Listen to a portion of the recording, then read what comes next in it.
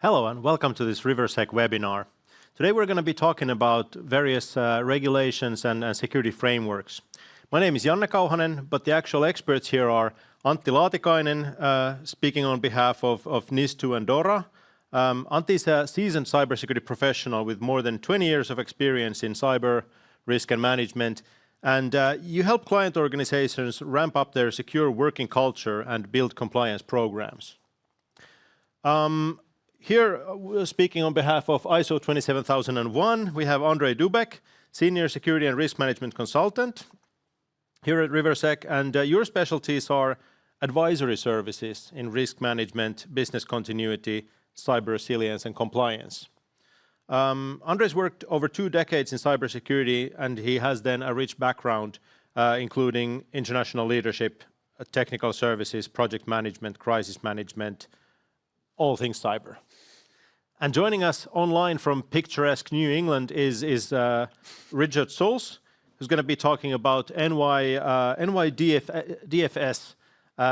Richard is a senior security and risk management consultant, again with over 20 years of entrepreneurial experience in cybersecurity, and you've had time to delve into various specialties, including risk management, cybersecurity maturity evaluations, threat modeling, and incident response, dedicated to advancing the field of cybersecurity and empowering organizations to defend against the ever-evolving cyber threat landscape, as you put it. Welcome to the webinar, and welcome to our audience.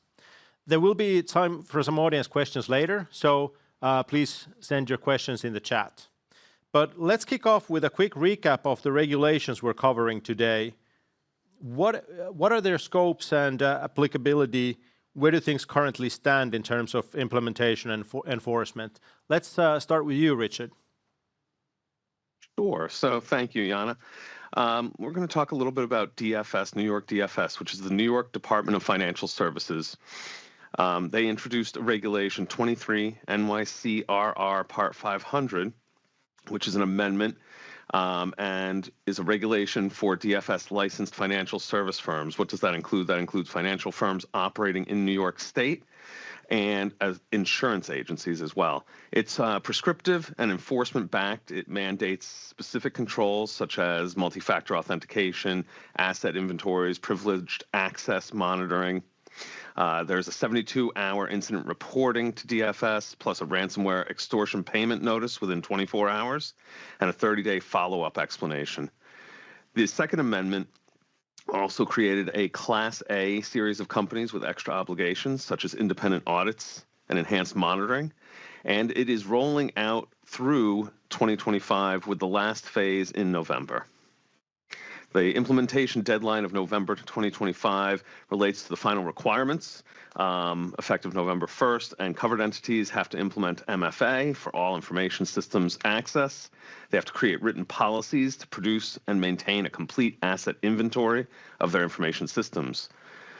These requirements focus on asset management and MFA implementation, as mentioned, with policies for key tracking of asset information and validating the inventory.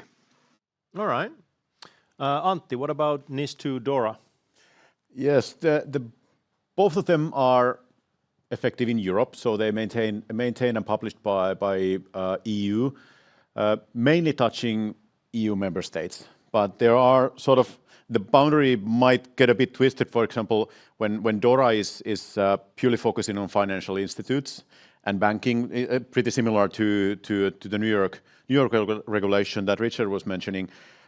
It also covers all the companies and financial institutes that have their customer base might include citizens of EU.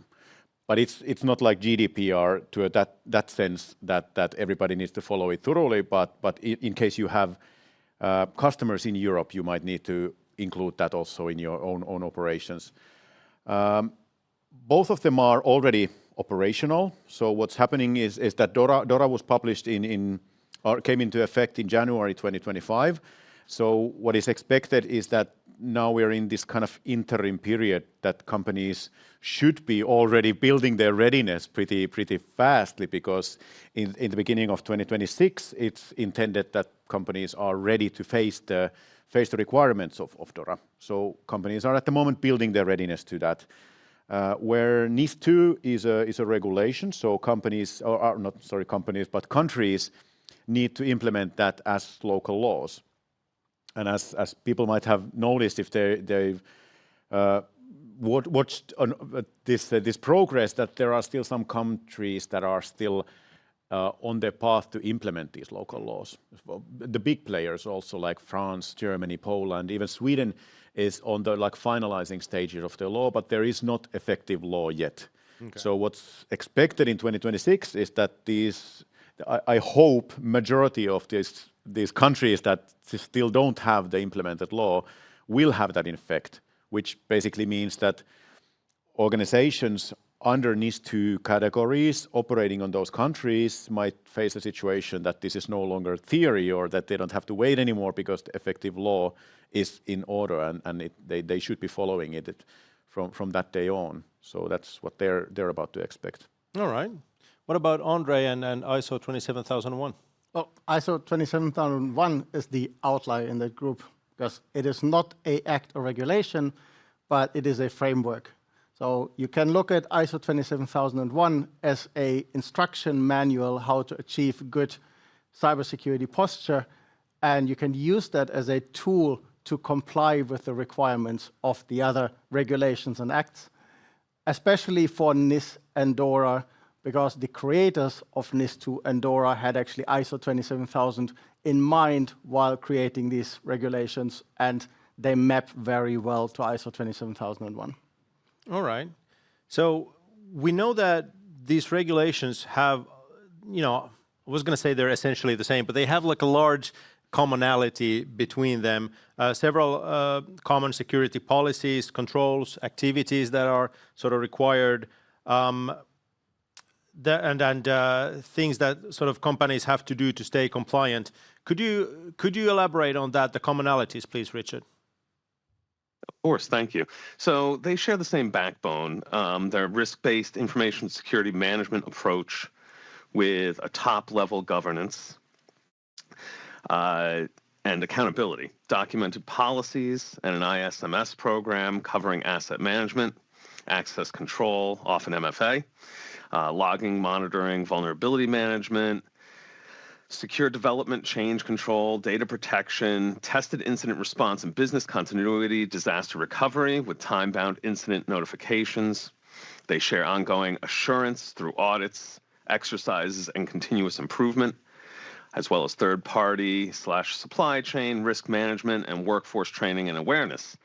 So all of these, it sounds like it's a huge mouthful, but these common pillars are explicit across NYDFS Part 500, ISO 27001, 2022's Annex A control themes, and the EU's NIS2 and DORA frameworks for risk management, operational resilience, incident reporting, and supplier oversight.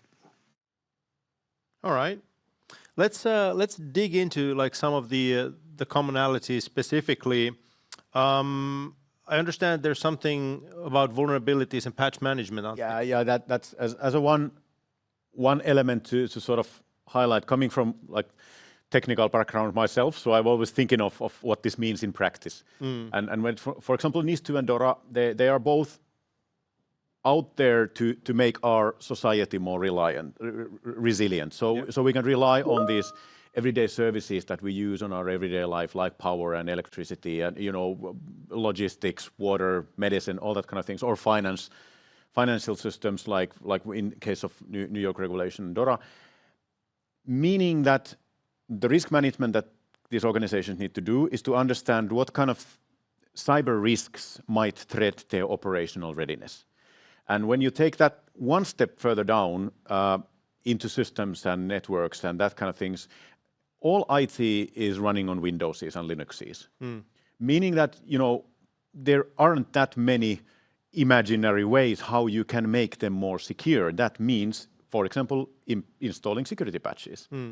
And that's why all these regulations, all these standards, basically every kind of thing that where we are trying to make an IT system more resilient to interference and attacks and malware and all that kind of things, they're always facing these same basic blocks, like installing security patches, making sure the configurations are safe, making sure the passwords are long enough, putting on MFA.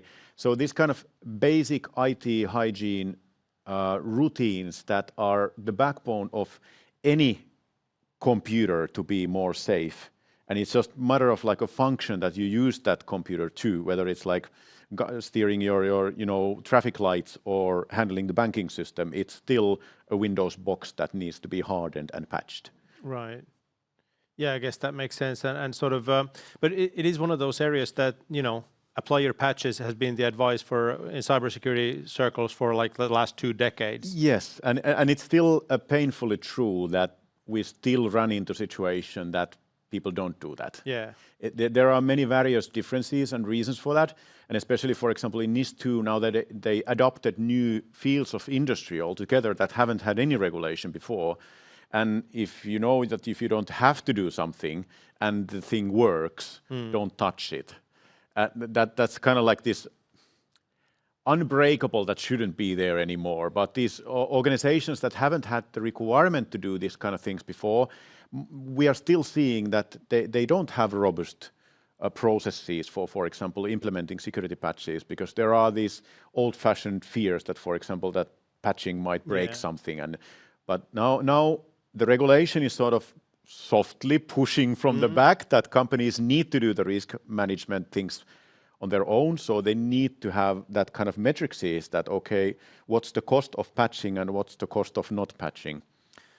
So, okay, applying patches to your own software and software you operate or develop is one thing, but what about sort of software supply chains and software like asset management in general? All that is included. These regulations are also what's happening with the latest versions of basically all of these is that they start to include this kind of elements that companies are nowadays also facing, that every majority of the companies are to a certain extent building their own mobile applications and maintaining their own network. And if not themselves, they have some people outsourced to do that.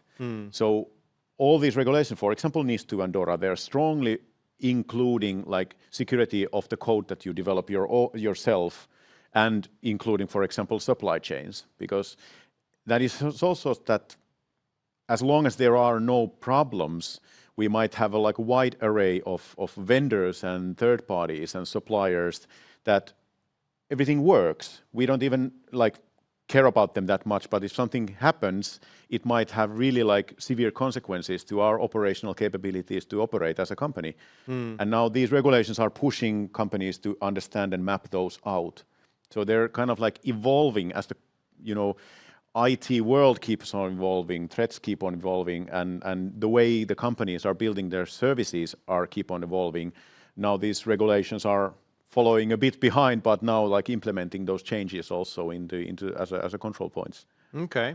I have a sort of separate question I want to ask you, Ondrej, in a minute, but before that, coming from the ISO 27000 point of view, what of this that Antti was just telling us, what of that sounds similar or different in ISO 27000 context when it comes to patching or software asset management? ISO 27001 lists as technical controls and requirements all of these things. Yeah. They're just encoded there in I call it an instruction manual. Yeah. Just do what ISO says and you do all these things. Right, okay. Is that more or less the case with NYDFS as well, Richard? Yes, it's very prescriptive, actually. It's very clear about what they expect of organizations, of Class A companies and other companies.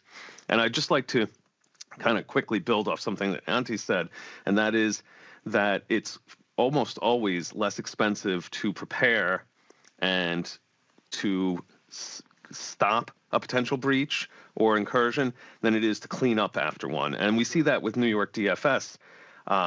They have gone, with the introduction of this amendment, from being very reactive in their enforcement to very proactive in their enforcement, right?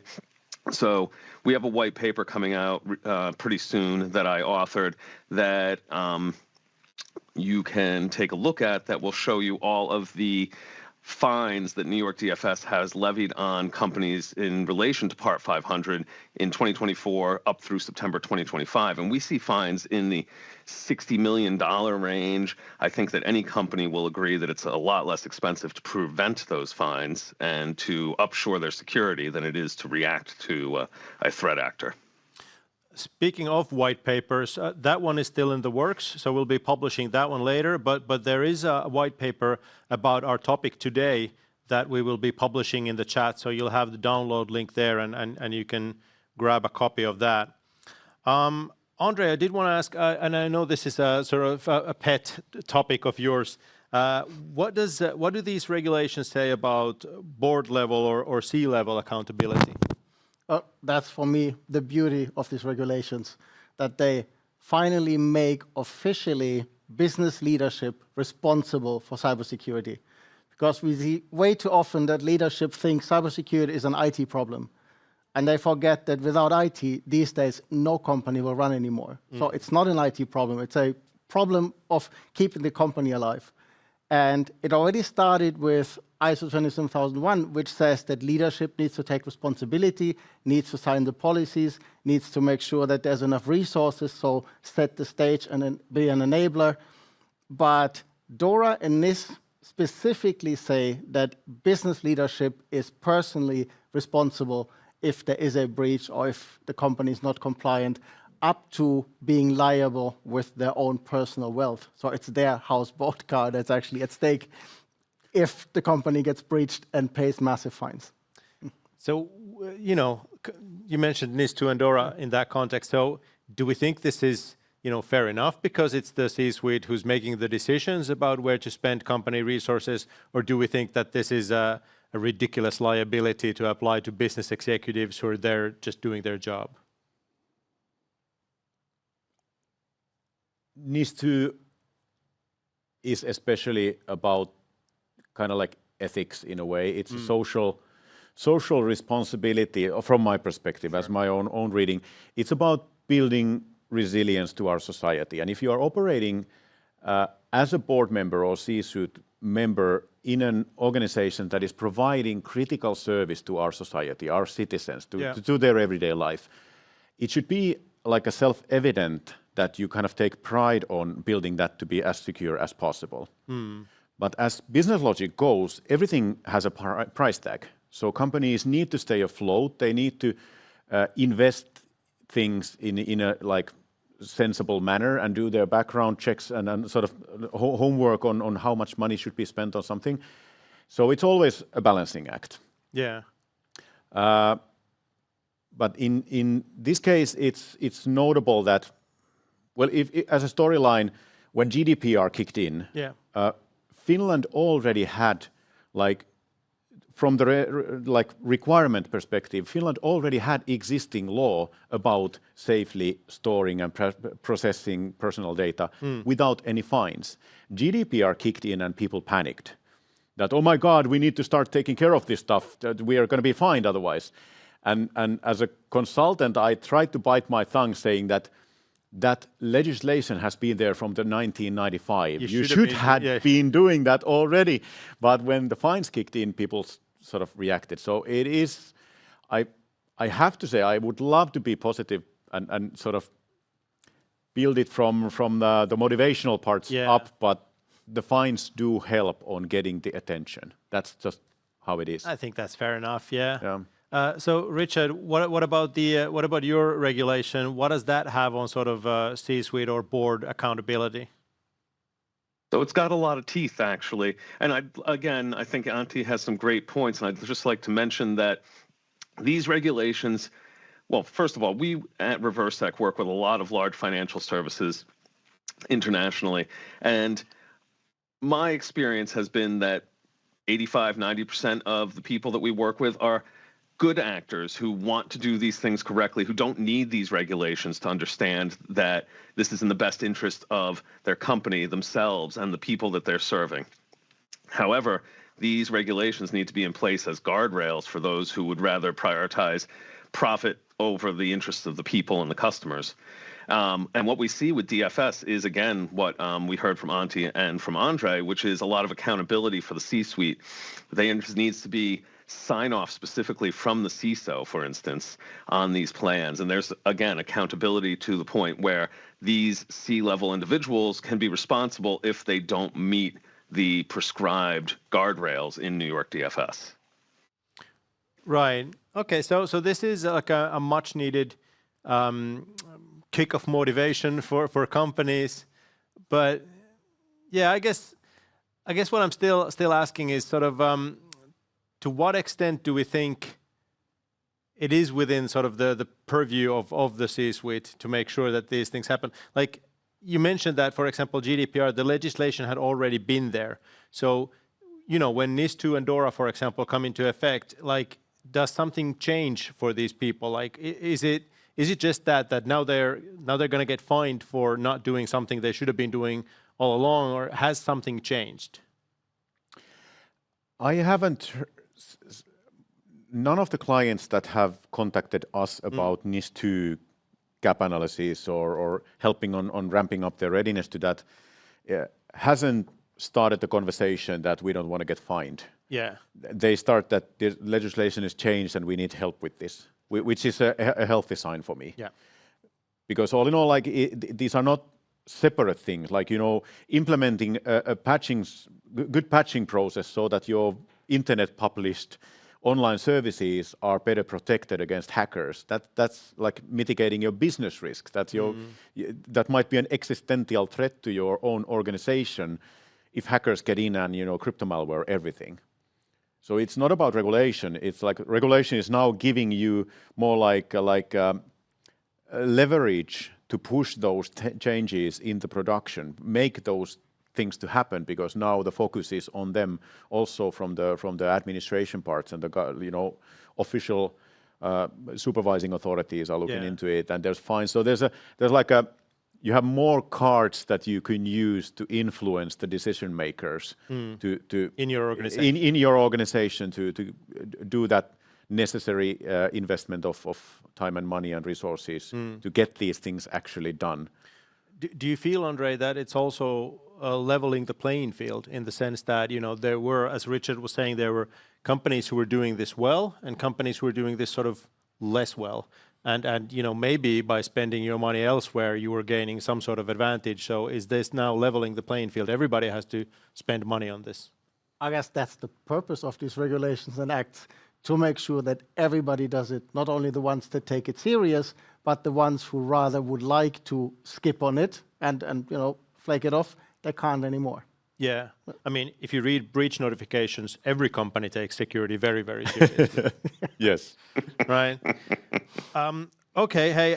So let's start moving towards the takeaways of this conversation. So, you know, if I'm a company who, you know, needs to get started on this journey, how much time and effort is it gonna be to get compliant with you know, your framework, for example, Antti?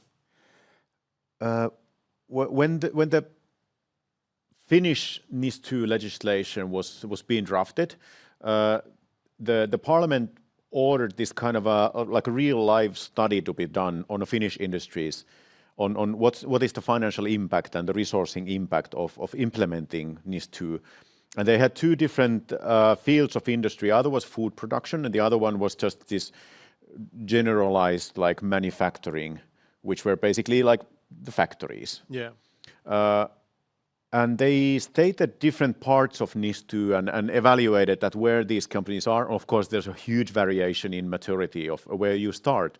But for example, food industry never had regulation like this. And everybody knows that nowadays food production means OT systems, and there's a lot of IT on the background to keeping like the environmental safe and, you know, the air conditionings and all that kind of things. So there's a lot of cyber-related risks that haven't been sort of addressed before. So there is a work to do. And the final calculation was that the average estimated implementation cost of NIS2 was €250,000, and running costs from there on an annual basis was it like €150,000.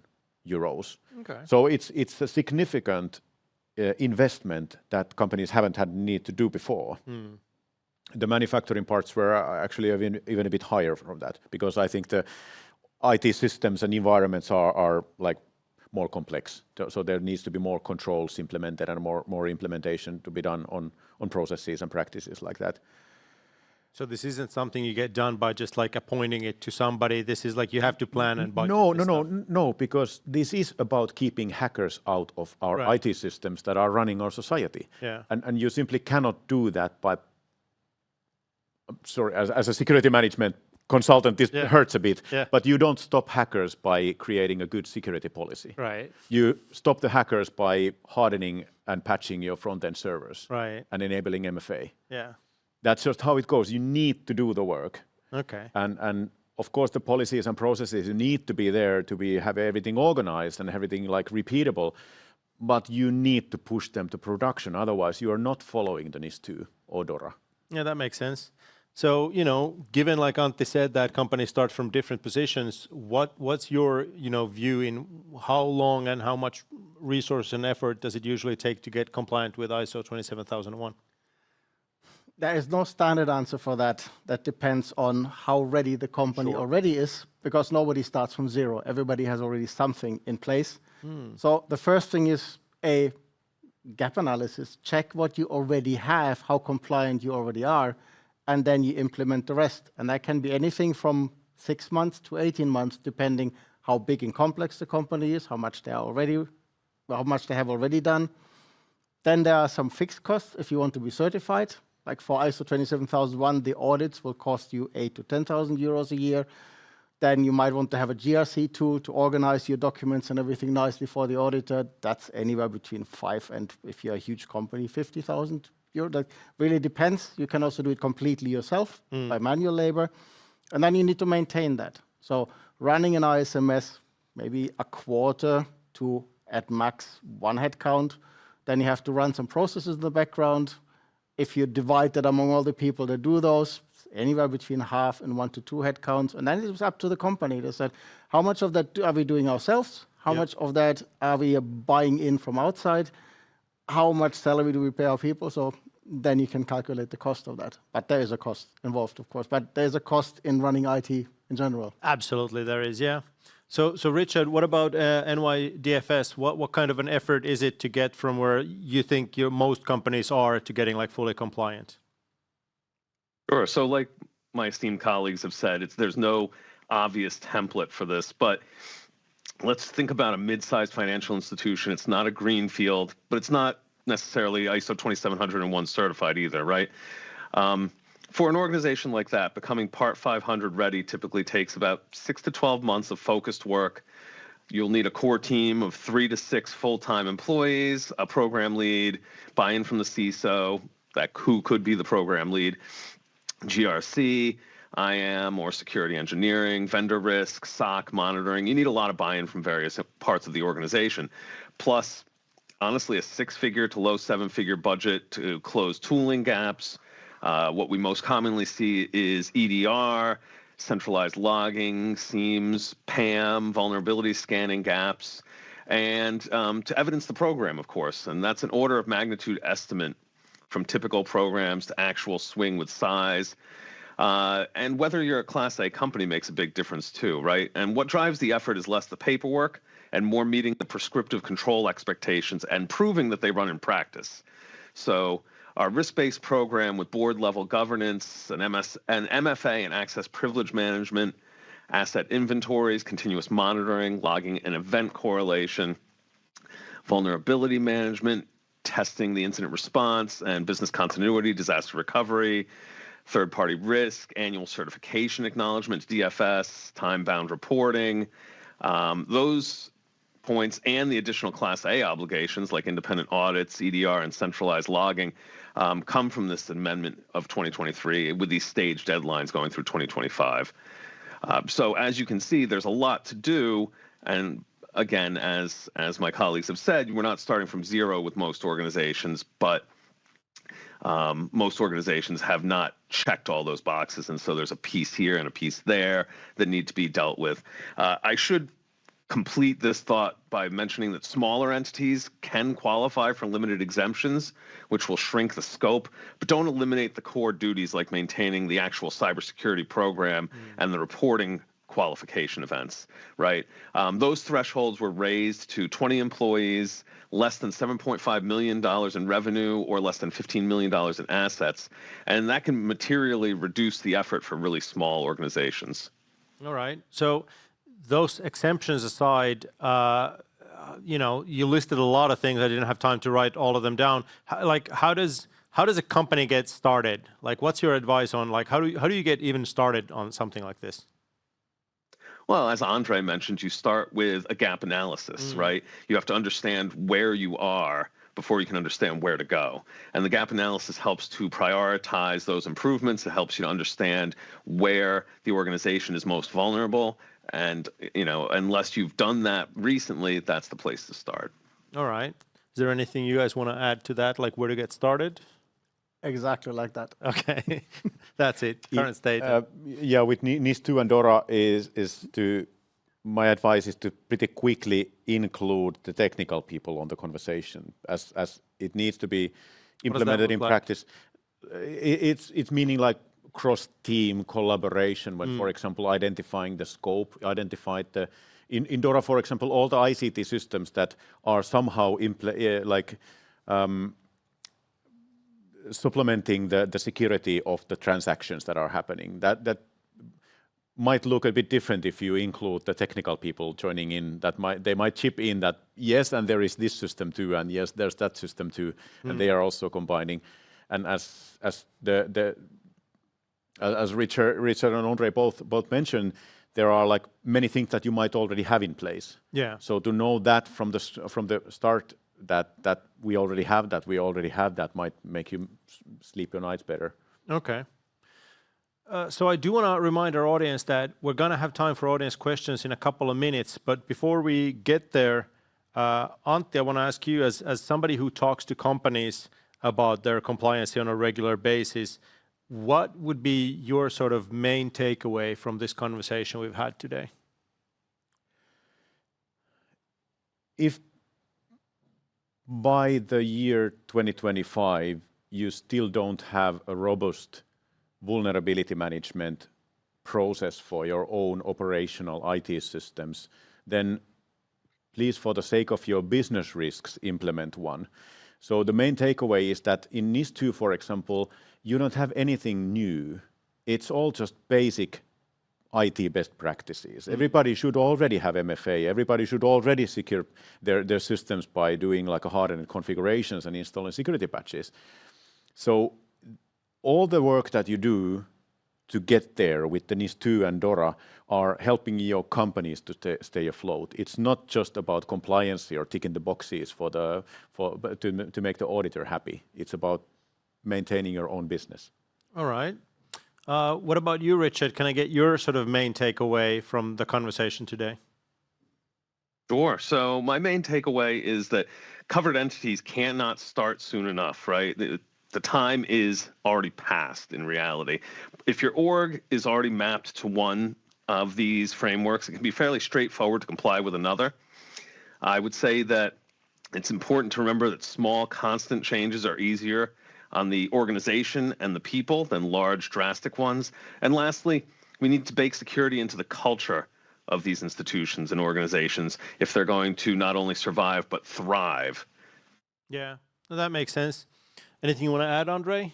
What's your takeaway? A lot of people see these regulations and these acts and they find them very intimidating and daunting. But end of the day, it's not rocket science. It's actually rather common sense. And if you want to have an instruction manual, there's many standards out there. ISO would be a very good one, but there's also SOC 2 or COBIT or ISF's SOGP or NIST 53.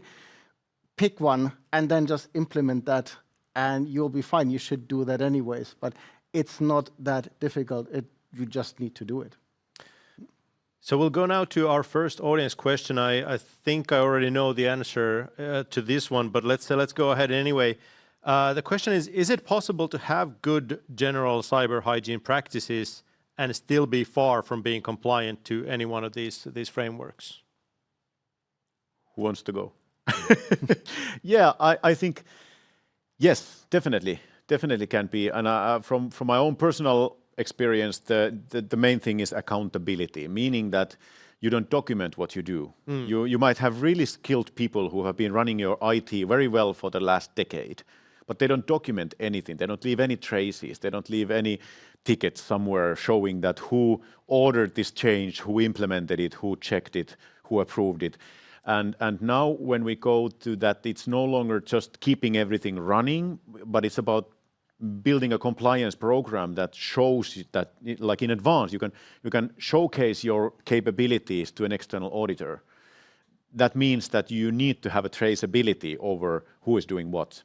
Yeah. And I think that's like the companies might struggle with that when we're building that reporting system solution, that you don't have to, it's also like soothing them down that you don't have to change, you're doing right things, you're doing okay. We just need to implement something that leaves a mark. Yeah, show your work. Yeah. But without that, you are really far off because you cannot showcase your work and your capabilities to anyone. That makes sense. I do have a sort of specifically a Richard question here. Are there any frictions you see between NYDFS expectations and the EU privacy and security norms? No, quite frankly, I have not experienced any specific concerns with that. NYDFS doesn't really prescribe a lot to do with privacy, for instance, right? So what we see in terms of frictions, I'd say, are that DFS is more about the institutions and non-public information, whereas GDPR and EU privacy is protecting individual rights. So they're kind of not, they're in the same pool, but they're not really talking about the same thing.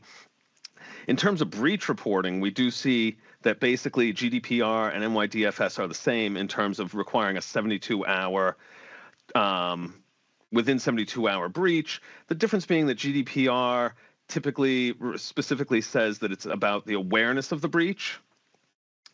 In terms of governance, I think that that's maybe one of the more important ones, right? GDPR might require a data protection officer, whereas DFS specifically requires board and C-suite oversight, annual certification by the board, and a designated CISO, even if that CISO is a third party, a consultant, for instance, a virtual CISO. And in fact, New York DFS specifically mandates that if it is an external CISO, that they have a senior individual attached to them from the organization to make sure that they're able to do the job that they're there to do. Okay. An audience member points out that this discussion has been primarily about how to achieve compliance with these regulations, but let's talk a little bit about sort of how to maintain compliance. What sort of tools and processes can help with that effort and sort of help companies achieve continued resilience? Well, the point with ISO 27001 is that you have to run an information security management system.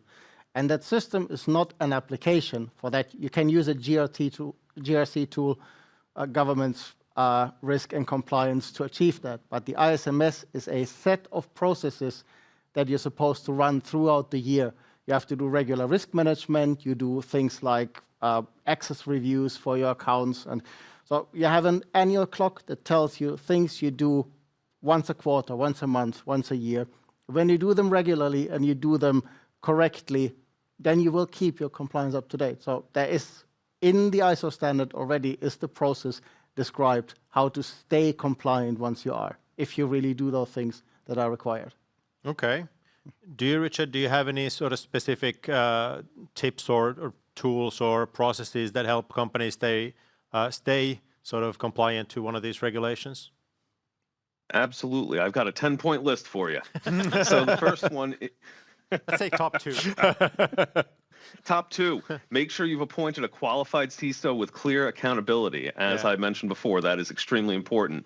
And senior officers, board members have to approve policies annually. Yeah. You have to conduct annual risk assessments, maintain written cybersecurity policies, implement MFA, backups, monitoring, and patching, as I mentioned, test controls regularly.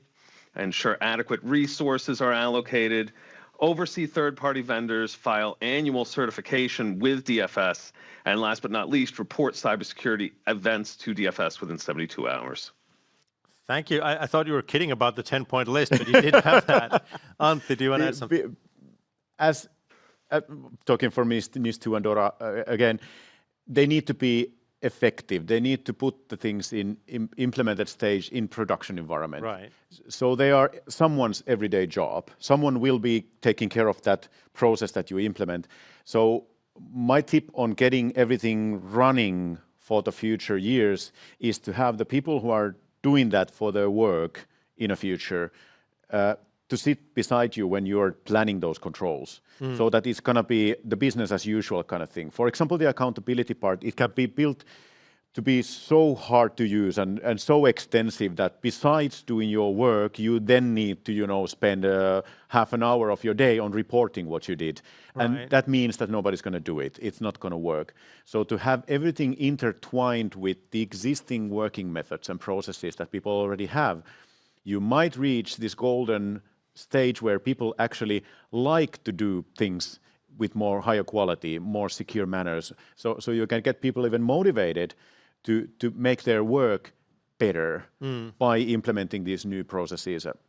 So my tip is to plan everything that you put into production with the people who are running it, so that everything works on everyday life. That makes sense. So in this day and age of sort of headlines and even sort of clickbaity things, let's try to really boil this down to one thing. We're talking about commonalities here. So let's say my company is fully ISO 27000 implemented and compliant and certified. How far am I from being NIS2 DORA compliant, like percentage-wise, for example? Am I at 50%? Am I at 85%? Where am I?